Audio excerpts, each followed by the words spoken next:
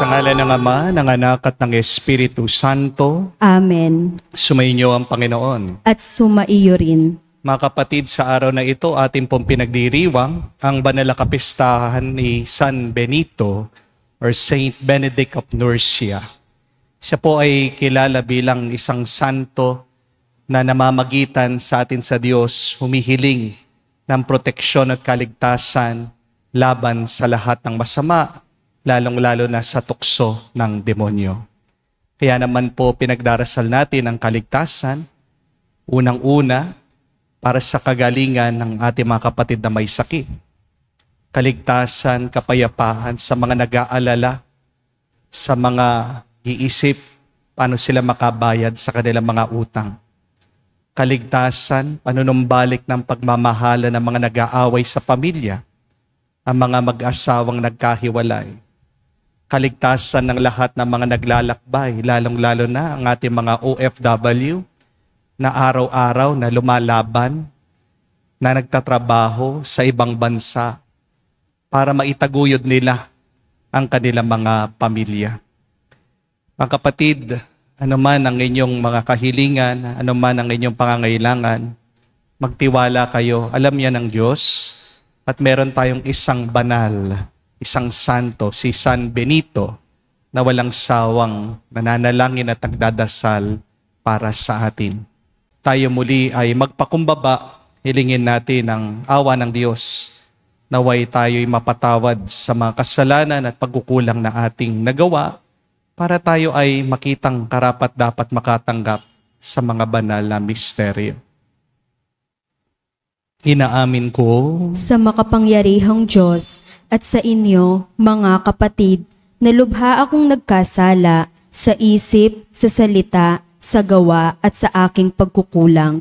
Kaya isinasamo ko sa mahal na Birheng Maria, sa lahat ng mga anghel at mga banal, at sa inyo, mga kapatid, na ako'y ipanalangin sa Panginoong ating Diyos. Hawaan tayo na makapangyarihang Diyos, patawarin tayo sa ating makasalanan, at patnubayan tayo sa buhay na walang hanggan. Amen. Panginoon, kaawaan mo kami. Panginoon, kaawaan mo kami. Kristo, kaawaan mo kami. Kristo, kaawaan mo kami. Panginoon, kaawaan mo kami. Panginoon, kaawaan mo kami. Manalangin tayo. Ama naming makapangyarihan, tinampok mo ang abad na si San Benito bilang dakilang tagapagturo sa mga nagpapakadalubhasa sa paglilingkod sa iyo. Tanging pag-ibig sa iyo ang aming nawang mapahalagahan para taluntunin naming maliksi at bigay na bigay ang landas ng pagsunod sa iyong kautusan. Sa pamagitan ni Jesucristo kasama ng Espiritu Santo, magpa sa walang hanggan. Amen.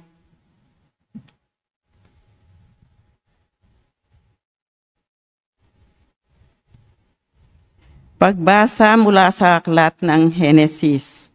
Noong mga araw na iyon, lumakad si Israel, dala ang kanyang ari-arian. Pagdating sa Berseba, naghandog siya sa Diyos ng kanyang amang si Isaac. Pagsapit ng gabi, tinawag siya ng Diyos sa isang pangitain, "Jacob, Jacob." "Nakikinig po ako," tugon niya. "Ako ang Diyos ng iyong ama," wika sa kanya. "Huwag kang matakot na pumunta sa Ehipto. Doon ang lahi mo'y magiging isang malaking bansa. Sasamahan ko kayo roon at ibabalik na muli rito. Nasa piling mo si Jose pag ikaw ay namatay." Mula sa Berseba, naglakbay si Jacob, siya at ang kanyang mga apo at mga manugang ay sinakay ng kanyang mga anak sa mga karitong ipinadala ng Paraon. Dinala rin nila sa Ehipto ang mga hayop at ari-arian nila sa Kanaan. Kasama nga niya ang kanyang mga anak, mga manugang at mga apo.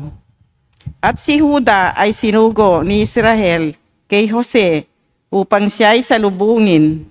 Dali-daling ipinahanda ni Jose ang sasakyan niya at sinalubong ang kanyang ama sa Gosen. Nang sila'y magkita, agad niyang niyakap ang kanyang ama at napaiyak siya sa tuwa. Sinabi naman ni Israel, "Ngayoy handa na akong mamatay pagkat nakita na kitang buhay." Ang salita ng Diyos. Salamat sa Diyos. Nasa Diyos ang kaligtasan ng mga matuwid at banal. Nasa Diyos ang kaligtasan ng mga matuwid at banal. Umasa ka sa Diyos ang mabuti gawin at mananahan kang ligtas sa lupain. Sa Diyos mo hanapin ang kaligayahan at ang pangarap mo'y iyong makakamtan. Nasa Diyos ang kaligtasan ng mga matuwid at banal. Iingatan ng Diyos yaong masunurin. Ang lupang minanay di nababawiin. Kahit na sumapit ang pag-iikahos, di mararanasan nila ang magdahok. Nasa Diyos ang kaligtasan ng mga matuwid at banal. Ang mabuti gawin masamay itakwil, at mananahan kang lagi sa lupain. Pagkat yawong bayang wasto ang gawain, ay mahal na poon hindi itatakwil. Sila'y iingatan magpakailanman, ngunit ang masama ay ihiwalay. Nasa Diyos ang kaligtasan ng mga matuwid at banal. Ililigtas ng Diyos ang mga matuwid. Iingatan sila pag naliligalig. Ililigtas sila't kanyang tutulungan. Laban sa masama ipagsasanggalang, sapagkat sa puon nangungubling tunay. Nasa Diyos ang kaligtasan ng mga matuwid at banal.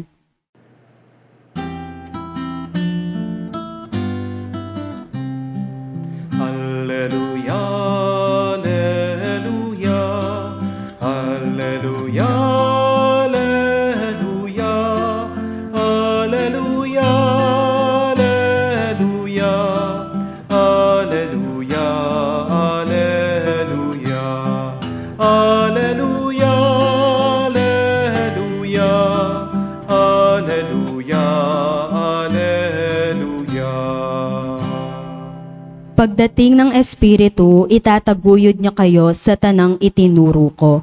Aleluya, aleluya. Sumainyo ang Panginoon. At sumaiyo rin. Ang mabuting balita ng Panginoon ayon kay San Mateo. Papuri sa iyo, Panginoon. Nung panong yun, sinabi ni Jesus sa kanyang mga apostol, "Ngayon sinugo ko na kayo na parang mga tupa sa gitna ng mga asong gubat. Maging matalino kayo gaya ng mga ahas at matapat gaya ng mga kalapati. Mag-ingat kayo sapagkat may mga taong magkakanulo sa inyo sa mga hukuman at hahagupitin nila kayo sa mga sinagoga. Dahil sa akin ihaharap kayo sa mga gobernador at mga hari at magpapatotoo kayo sa harapan nila at ng mga hentil. Kapag nililitis na kayo, huwag kayong mabalisa tungkol sa sasabihin ninyo o kung paano ninyo sasabihin. Pagdating ng oras, ito'y ipagkakaloob sa inyo. Sapagkat hindi kayo ang magsasalita, kundi ang Espiritu ng inyong Ama ang magsasalita sa pamamagitan ninyo. Ipagkakanulo ng kapatid ang kanyang kapatid upang ipapatay. Gayon din ang gagawin ng ama sa kanyang anak. Lalabanan ng mga anak ang kanilang mga magulang at ipapapatay. Kapopootan kayo ng lahat dahil sa akin. Ngunit ang mananatiling tapat hanggang wakas, ang siyang maliligtas. Kapag inuusig nila kayo sa isang bayan, tumakas kayo sa kasunod. Sinasabi ko sa inyo, hindi pa ninyo mapupuntahan ang lahat ng bayan ng Israel, ay darating na ang anak ng tao. Mga kapatid, ang mabuting balita ng ating Panginoon. Pinupuri ka namin, Panginoong Hesukristo.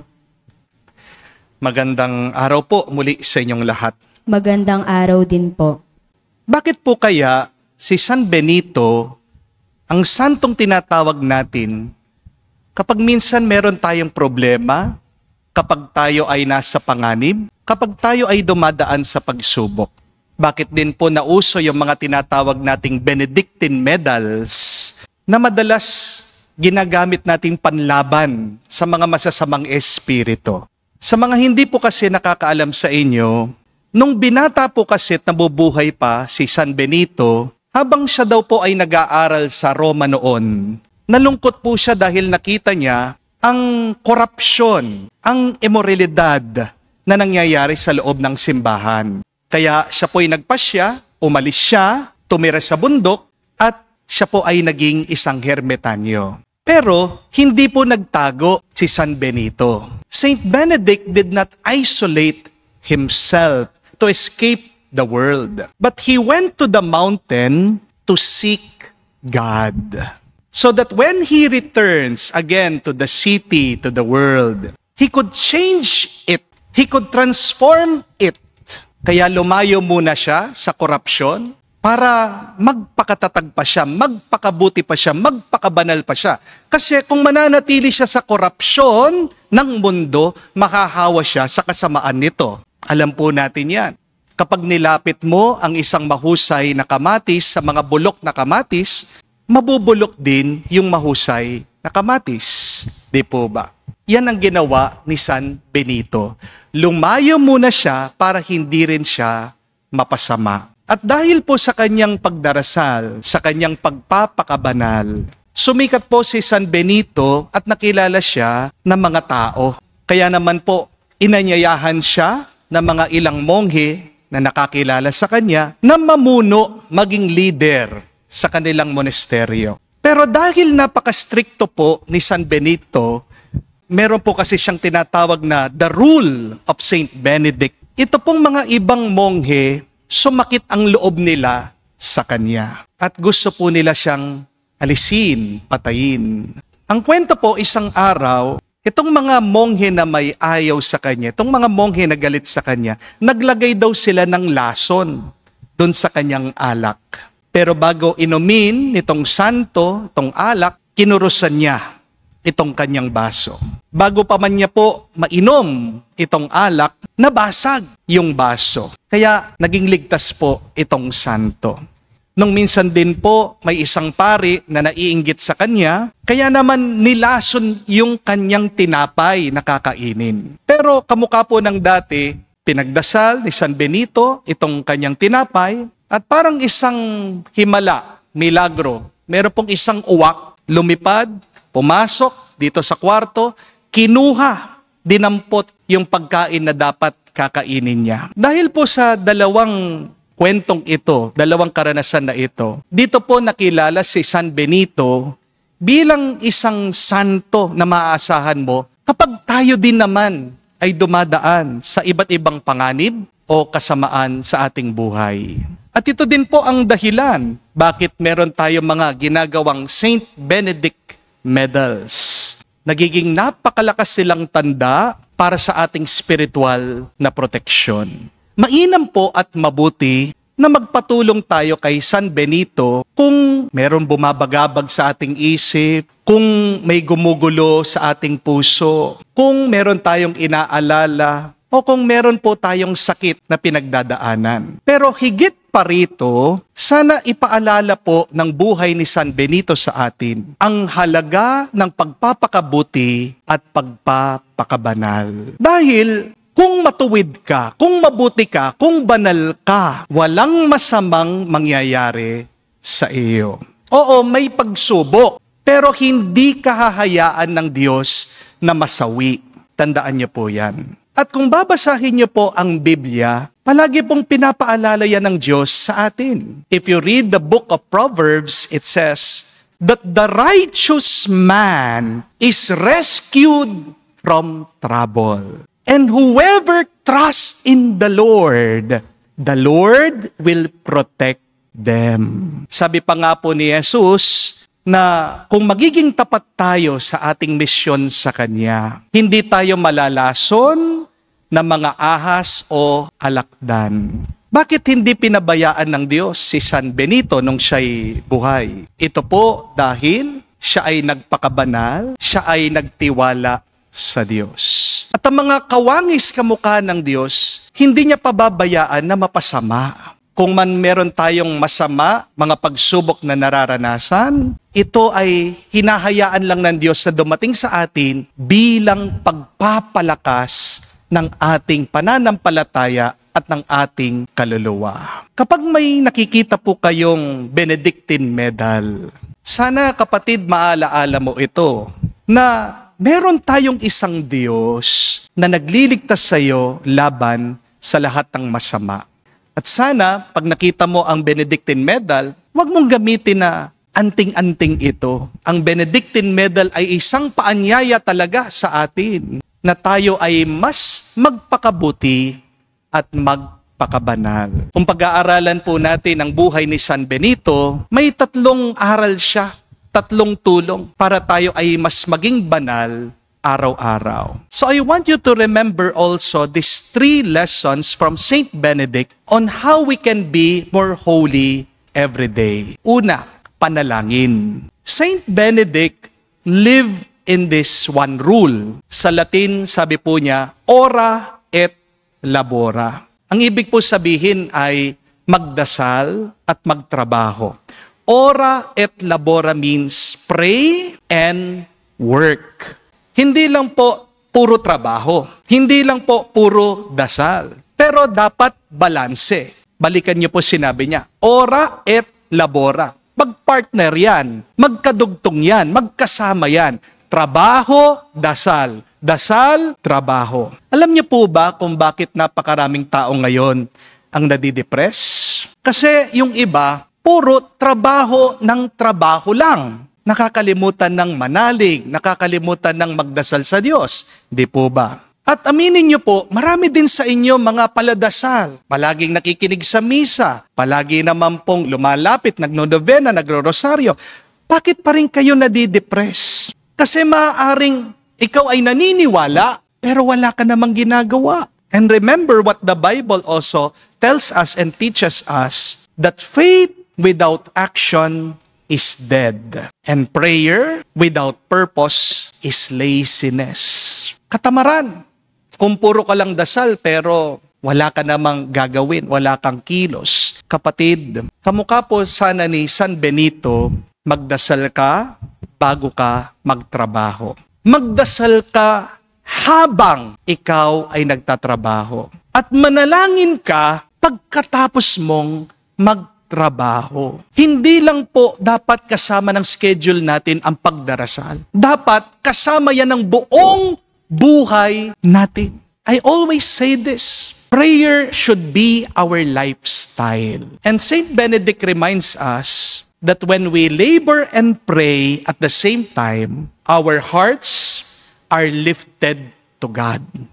At tandaan nyo din po, unawain nyo, walang ibang pinakamahalaga para sa Diyos kung hindi ang ating puso. Dahil sa puso mo, dyan mananahan, dyan mananatili ang Diyos. At kapag nandyan ang Diyos, pinagpala ka.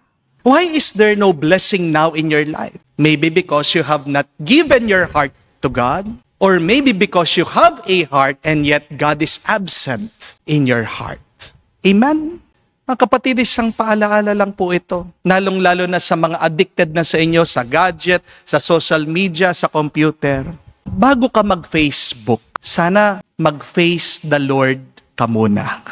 Puro tayo Facebook. Pero ang tanong, do you face God every day? Do you desire a face-to-face with the Lord always? At sa mga nagtatrabaho po sa inyo, paalaala din po, tandaan nyo, bago ka dumiskarte, magdasal ka muna. Dasal bago diskarte. Amen? Pangalawa, pagtitimpi. Isa pong sikreto ng isang banal na buhay yan. Saint Benedict lived a life of discipline and self-control. Ang turo nga po ni San Benito, kung gusto mong lumapit sa Diyos, matuto ka sanang tanggihan mo yung mga masama kahit na ito ay masarap. Di po ba kung ano yung bawal, siya pa yung hinahanap-hanap ng ating laman. Sometimes, the easy things in life are never the holy things. Hindi dahil madali ito na ang tama. Kaya nga po, ang daming nasisira sa kanilang buhay ngayon eh. Bakit? Online sugal, instant money. Pero iniisip mo, mabilis, makakuha ka ng pera, doon ka pa nababaon sa utang. Di po ba? Ang dami din po na scam ngayon, naloloko. Kasi pinapangako nila ang mabilis na kita. Mag-i-invest, pero wala nang bumabalik sa kanila. Ang dami din po nagkakahiwalay, di na nag-uusap na mag-asawa. Bakit? Ang bilis, ang dali na lang po magkaroon ng extramarital affair. Ang dami po mga dating app, merong Viber, merong Messenger. Ang dali po na i-text, makipag-usap sa mga kalaguyo. Meron palang other woman sa kanilang buhay. The easy way is not always the right way. Kaya nga po sabi ni Jesus sa atin, ang maluwang na daan ay madalas nagdadala sa atin sa pagkawasak, pagkasira ng ating buhay. The wide and the broad road leads to destruction. Gustong-gusto ko po, narinig ko yung filosofiya ng mga Hapon tungkol po sa kanilang trabaho. Ang sabi po ng mga Hapon, ganito, if you're in a hurry, go and take the long way around. Ganda po, no? Kapag nagmamadali ka, wag mong pipiliin yung mas maiksi, mas madali, yung mas matagal, yung mas malayong daan o pamamaraan, yun yung piliin mo. Ano pong ibig sabihin? Alam po kasi natin, kapag nagmamadali tayo, mas marami tayong pagkakamali. Di po ba? Ang kabanalan po ni San Benito, makikita mo, dun sa kanyang pagtitimpi, pagtitiis, pagpapasensya, kahit na mahirap, pero alam niya ito ang tama. Kapatid, kung marunong ka maghintay at magtiyaga, may naghihintay sa iyong pagpapala. Good things await people who knows how to wait. Ulitin ko po yun. Good things await people who knows how to wait. Pangatlo at kahuli-huli ang aral po para sa pagpapakabanal, paglilingkod. Saint Benedict didn't become holy just for himself, but he formed communities. He taught others to love God. Kapatid, ang kabanalan po ay hindi lang nangyayari sa loob ng simbahan. Pero ang kabanalan, yan ay nahuhubog sa ating pang-araw-araw na pamumuhay.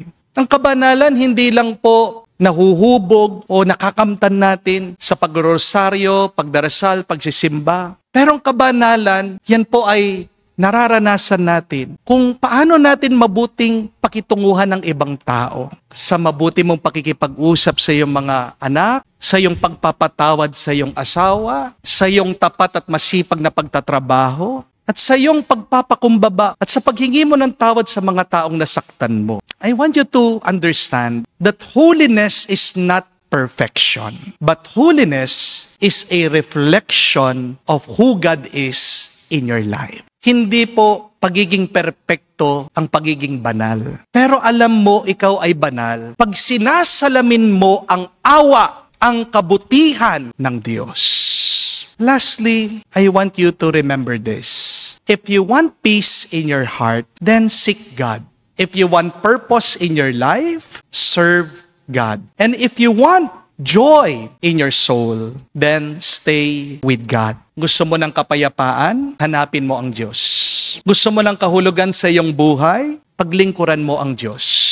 At kung gusto mo na maging mas masaya ka sa iyong kaluluwa, manatili ka sa Diyos. Kapatid, huwag ka lang lumapit kay San Benito para makaiwas ka sa mga masama o panganib ng iyong buhay. Pero naway tayong lahat, lumapit po tayo kay San Benito para magpatulong tayo at magpaturo kung paano maging mas banal. Dahil tandaan natin, ang mga matuwid at banal, sila madalas malayo sa masama at panganib. Bakit ikaw ay nahihirapan? Bakit ikaw ay nasasaktan? Baka naman meron kang kasalanang ginagawa. Kung mananatili ka na tapat, sumusunod sa Diyos, hindi ka papabayaan na mapahamak ng may kapal. Magpatulong po tayo kay San Benito. Kaya sabihin natin sa banal na misang ito, San Benito, ipanalangin mo kami ngayon at magpakailanman.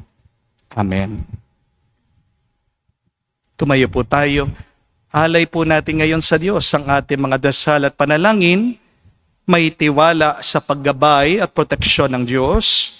Halina't lumapit tayo sa Kanya na siya laging handa sa pagkalingang hindi magmamaliw. Ating sabihin, Panginoon, dinggin mo kami. Panginoon, dinggin mo kami.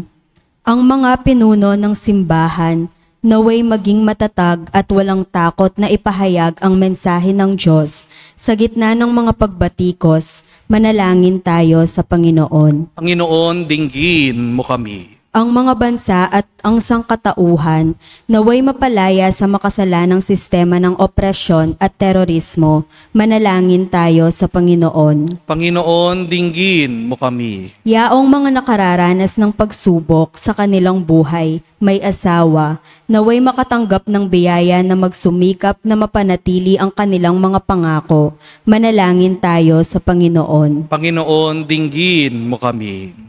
Sa katahimikan po ng ating puso, banggitin natin, sabihin sa Diyos ang ating mga personal na pangangailangan.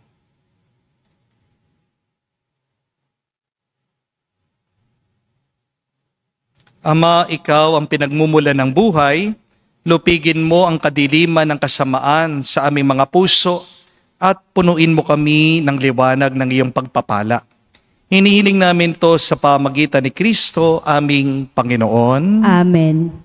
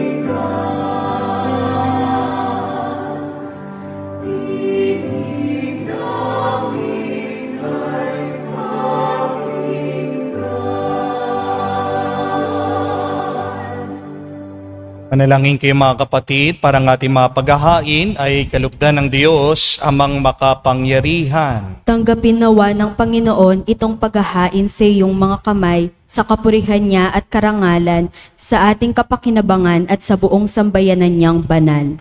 Ama naming lumikha, sa paghahain namin ngayon ginugunita si San Benito, tunghayan mo ang aming mga alay at ipagkaloob mo na matularan namin ang kanyang mga halimbawa sa pagdulog sa iyo upang kami pagindapating magkamit ng iyong mga kaloob ng pagkakaisa at pagkakasundo sa paglilingkod namin sa iyo. Sa pamagitan ni Jesucristo kasama ng Espiritu Santo, magpa sa walang hanggan. Amen. Sumainyo ang Panginoon. At sumaiyo rin. Itaas sa Diyos sa inyong mga puso at diwa. Itinaas na namin sa Panginoon. Pasalamatan natin ang Panginoong ating Diyos. Marapat na siya ay pasalamatan. Ama naming makapangyarihan, tunay ngang marapat, ikaw ang aming pasalamatan. Sa pamagitan ni Jesucristo na aming Panginoon, ngayon si San Benito ay pinararangalan sa pamumuhay niyang totoong uliran at pagiging maasahan sa panunungkulan. Kaya't si Jesucristo na maaasahan sa katapatan ay inihahayag sa pangangasiwa ng sambayanan. Ang malasakit na mga ulirang tagapangasiwa noon ay nagpapatuloy magpahanggang ngayon sa mga panalangin kanilang iniuukol, kaisa ng sambayanan mong dito nagtitipon. Kaya kaisa na mga anghel na nagsisiawit ng papuri sa iyo nang walang humpay sa kalangitan, kami nagbubunyi sa iyong kadakilaan.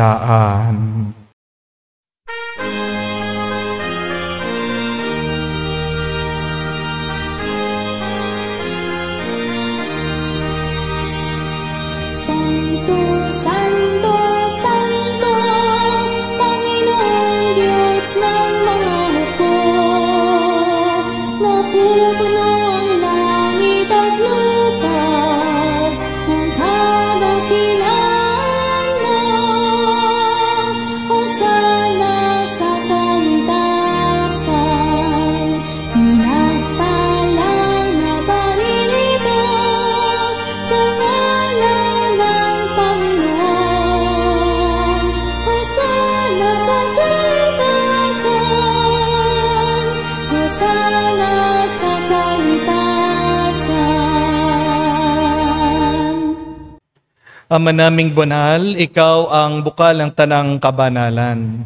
Kaya't sa pamagitan ng iyong Espiritu, gawin mong banal ang mga kaloob na ito, upang para sa amin maging katawan at dugo ng aming Panginoong Hesukristo.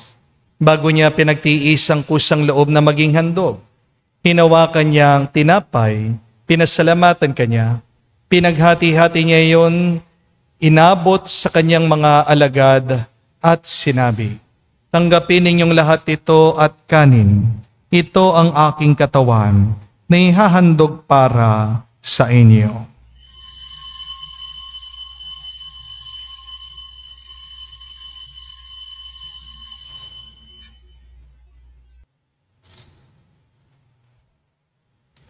Gayon din naman na matapos ang hapunan, hinawakan niyang kalis. Muli kanyang pinasalamatan, inabot niyang kalis sa kanya malagad at sinabi, "Tanggapin ninyong lahat ito at inumin. Ito ang kalis ng aking dugo.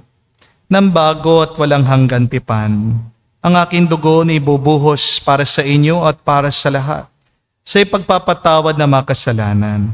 Gawin ninyo ito sa pag-alaala sa akin."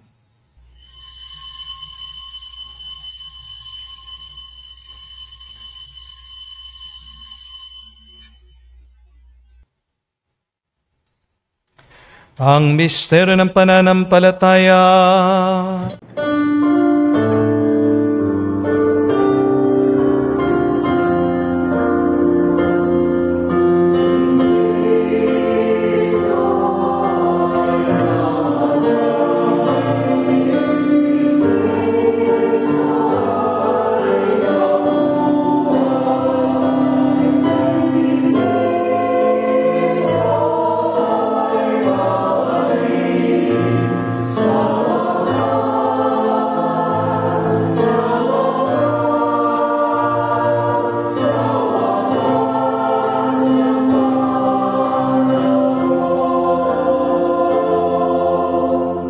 Ama, ginagawa namin ngayon ang pag-alaala sa pagkamatay muling pagkabuhay ng iyong anak.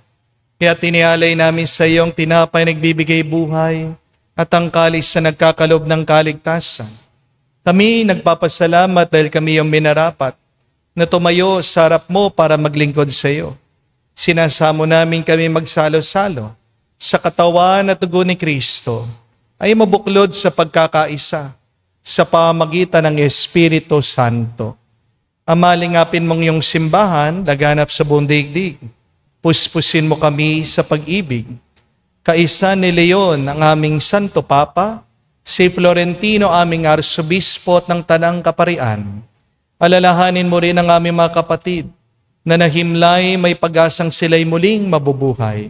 Gayon din naman lahat ng mga pumanaw. Kaawaan mo sila't patuloyin sa iyong kaliwanagan. Kaawaan mo at pagindapatin kaming lahat na makasalo sa iyong buhay na walang wakas. Kaisa na mahal na Birhen Maria, Ina ng Diyos. Kaisa ni San Jose, ang kanyang malwalhating esposo. Kaisa na mga apostol, lahat ng mga banal na namuhay dito sa daigdig na kalugod-lugod sa iyo. May pagdiiwang nawa namin ang pagpupuri sa ikararangal mo sa pamagitan ng iyong anak aming Panginoong Hesukristo.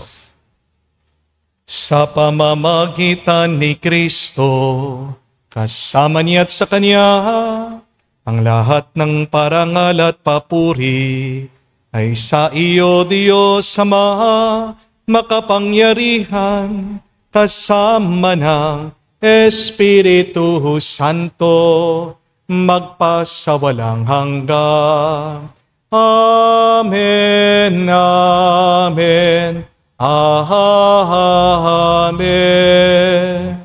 Sa nakagaling na utos sa turo ni Jesus sa Panginoon natin na Diyos, ipahayag natin ang lakas loob.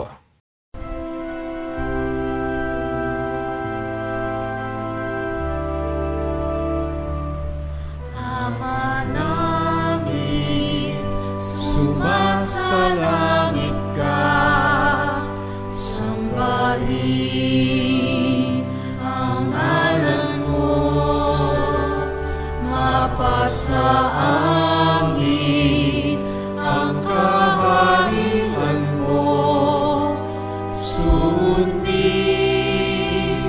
ang loob mo dito sa lupa, para lang sa langit.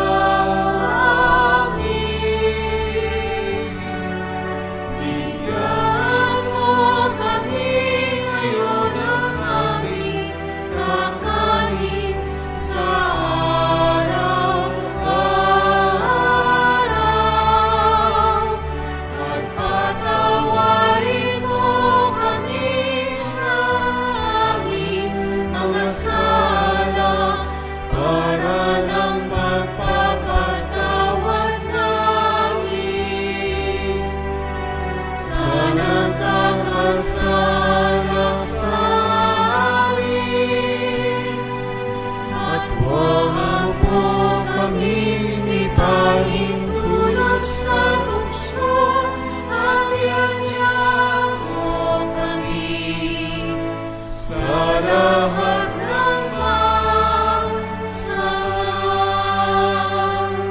Hinihiling namin kami adya sa lahat ng masama, pagkalooban ng kapayapaan araw-araw, iligtas sa kasalanan, ilayo sa lahat ng kapahamakan, samantalang aming pinanabikan ang dakilang araw ng pagpapahayag ng tagapagligtas naming si Hesukristo. Sapagkat iyo ang kaharian at ang kapangyarihan at ang kapurihan magpakailanman. Amen. Panginoong Hesukristo, sinabi mo sa mga apostol, kapayapaan ang iniiwan ko sa inyo, ang aking kapayapaan binibigay ko sa inyo.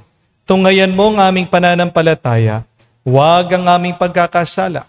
Pagkalooban mo kami ng kapayapaan at pagkakaisa, ayon sa iyong kalooban. Kasama ng Espiritu Santo, magpa sa walang hanggan. Amen. Kapayapaan ng Panginoon ay laging sumainyo. At sumaiyo rin. Magbigayan po tayo ng kapayapaan sa bawat isa. Peace with you po. Kapayapaan po sa inyong lahat.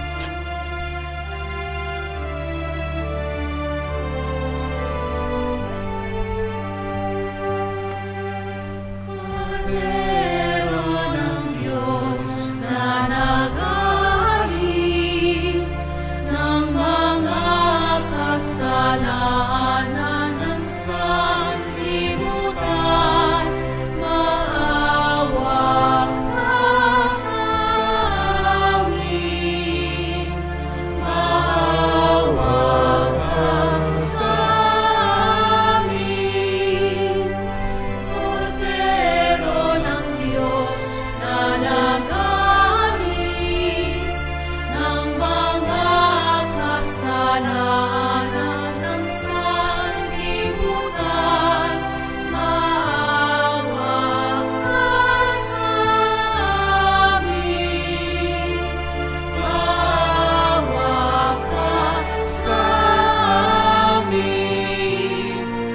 Kordero ng Diyos na nag-aalis ng mga kasalanan ng sanlibutan, ipagkaloob mo sa amin ang kapayapaan.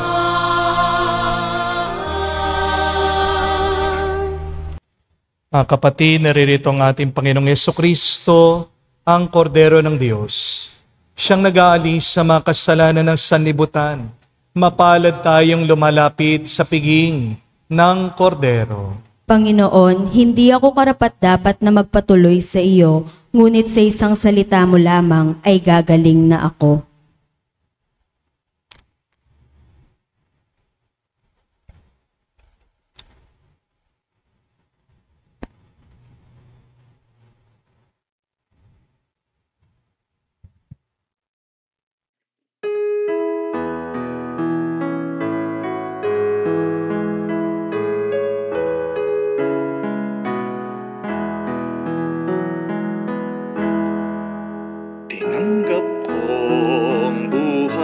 na Diyos, puso ko ay nakalahak.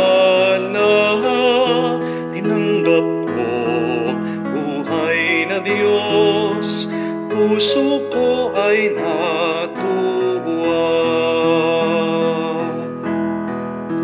Tinapay siya ng buhay, hinati at binigay, para mangbigay buhay, huwag mangamba kailanman. Tinanggap ko, buhay na Diyos, puso ko ay nakalahak. Tinanggap ko, buhay na Diyos, puso ko ay natuwa. Siya'y daan ng buhay, inasam ka ng Ama, umuwi ka sa Kanya, makaisa sa piling niya. Tinggap kong buhay ng Diyos, puso ko ay nakalahak. Tinanggap kong buhay na Diyos, puso ko ay natuwa. Tumayo po tayo, manalangin tayo. Ama naming mapagmahal, ngayon aming napagsaluhan ang haing nagbibigay buhay. Aming hinihiling na maganap namin ang tinuturo ni San Benito para sa matapat na paglilingkod sa iyong gawain. At sa pagmamahalan sa bawat isa bilang magkakapatid sa pamagitan ni Jesucristo kasama ng Espiritu Santo, magpasawalang hanggan. Amen. Tayo po ay nananalangin, nagdarasal, lumalapit kay San Benito, hindi lang para humingi ng tulong laban sa mga panganib o kasamaan ng ating buhay, pero lumalapit tayo sa Kanya para magpaturong maging mas banal. Dahil pag banal ka, matuwid ang iyong pamumuhay, hindi hahayaan ng Diyos na ikaw ay mapasama o mapahamak. Huwag kayong magkakamali na iniisip nyo yung mga masamang tao ay hindi nagkakaroon ng problema. May naririnig po kasi ako na, Father, buti pa yung mga mabisyo, di sila nagkakasakit. Father, buti pa yung kakilala ko, may kalaguyo, pero napakayaman. Darating din pong oras at panahon nila. Tandaan niyo po. At pagkatapos ng ating buhay, tayong lahat ay magbabayad. Pero ang mga naging tapat, ang mga naging masipag sa pagsunod sa kagustuhan ng Diyos, sila ay gagantimpalaan. Kaya paano maging mas banal? 3 P. Una, pananalangin. Pangalawa, pagtitimpi. At pangatlo, ang ating paglilingkod. Ang pagiging banal ay hindi pagiging perpekto. Ang pagiging banal ay pagiging salamin kung sino ang Diyos. Kung ikaw ay nagiging salamin ng awa ng pagmamahal ng Diyos, nagiging mas banal ka. Kaya, yan po ang ating ipagdasal. Araw-araw, mas sikapin natin maging mas banal. Yan ang top priority natin. Pangalawa na lang ang pagiging mayaman. Pangalawa na lang, maging maayos ang ating bahay. Wala pong kahulugan ng buhay natin. Kung napakaganda ng bahay natin, may kotse ka, maraming laman ang iyong bank account at pitaka, pero kung wala namang laman ang iyong puso o ang laman ng iyong kalooban ay kasamaan, lahat ng yan ay mauubos at mawawala. Ang mga tunay na pinagpapala ng Diyos ay yung mga tapat na naglilingkod sa Kanya at sumusunod sa Kanyang kagustuhan. Yan ang ating ipagdasal kay San Benito ngayong araw. Naway kayong lahat ay mabigyan ng kaligtasan at proteksyon sa kasamaan at tulungan kayo ni San Benito na maging mas malapit sa Diyos, ang pinagmumulan ng ating grasya at ng pagpapala. Sumainyo ang Panginoon. At sumaiyo rin. At kayo'y basbasan ng Diyos, makapangyarihan sa lahat, sa ngalan ng Ama, ng Anak, ng Espiritu Santo. Amen. Ang ating misa'y natapos na, humayo kayo sa kapayapaan ni Kristo. Salamat sa Diyos.